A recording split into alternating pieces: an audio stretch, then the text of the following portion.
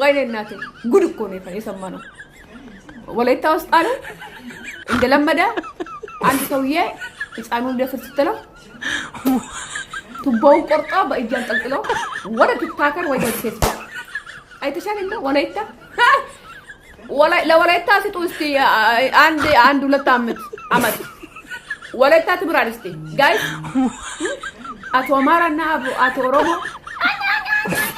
ግርግር ብቻ ነው ማሽ ፋይዳ ትንኔት እኮ ዜሮ ለተደውለት ዜሮ ናቸው ሁለቱም ኦሮሞና አማራ ማማራት አይችሉም خلاص ምንችለው ወላይታ ነው አገሩ አስከበረ ወላይታ እኮ ጀግና ሀገር ናት ልንገራቸው ኃይለማርያም ደሳለኝ ተሰጠ አንጎ ማለት ነው አንጎ ወይ ምንድነው በአማርኛ ለኃይለማርያም ተሰጠ መንግስትነት ማለት ነው ኢትዮጵያ እንድትፈርስ አይቶ ከዛ አያ የሱ መንፈስ ነገራ አባቴ ተው ይሄ አገርክን እንዳታስቆሽሸው ኢትዮጵያ ትወርቃለች ትበጣበጣለች ብሎ ትግራይ ስትወርቀው ያዝልኝ ብሎ መሌ ሰጣው ለሱ ማለት ነው ተሰጣ ያዝ ትንሽ አገር ያዝ እስቲ ብሎ ሲሰጣው ኃይለማርያም ደሳለኝ ወላይታ ነው እንግዲህ ምን አለ እቺ ሀገር ተሰማ ሰውየው አይቶ ነው ነገራ እግዚአብሔር ነገረ ለሱ ኢትዮጵያ ልብ ትበጠበጥ ነው ከትግራይ እጅ ስለወጣች አሁን ኢትዮጵያ ወደ ውርቅና ስለምትሄደው በጣም ከባድ ስለሆነ ውጣ ብሎ የወላይታ አብዳርና የወላይታ አብላክ አወጣ ማንን ወጣ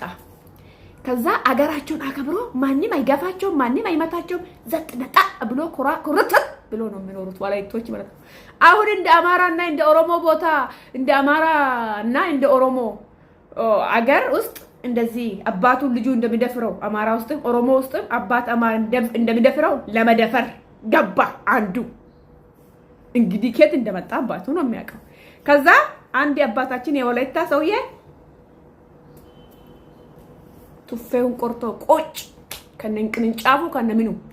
ቱቦውን ካልቀራ በቃ እኔ ነው ጀግንነት እኔ ደግሞ አሁን እስቲ 2 አመት ወይም 3 አመት ለወላይታ ይሰጣው ምኑ መንግስት ድረስ 4 ኪሎ 4440